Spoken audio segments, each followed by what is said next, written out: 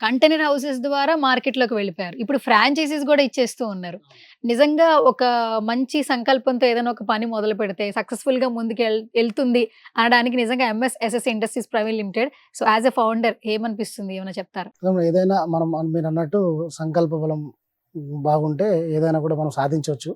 ఎవరైనా ఇప్పుడు ఈ పనిలో మేము కంటైనర్ హౌస్‌లో స్టెయిన్‌లెస్ స్టీల్‌లో దానికి సంకల్పం అంటే కస్టమర్‌కి కూడా నాణ్యమైన మెటీరియల్ ఇవ్వాలి. ప్లస్ తక్కువ ధరలో ఇవ్వాలి.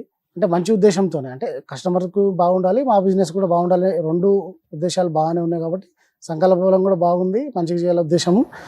ప్లస్ తీసుకున్న వాళ్ళకి కూడా మంచి చేయాలనే ఉద్దేశంతోని వెళ్తున్నాం కాబట్టి మనకు బాగా జరుగుతుంది. ఎవరైనా కూడా ఏ బిజినెస్ చేయాలన్నా సక్సెస్ అనేది ఆటోమేటిక్‌గా వస్తుంది.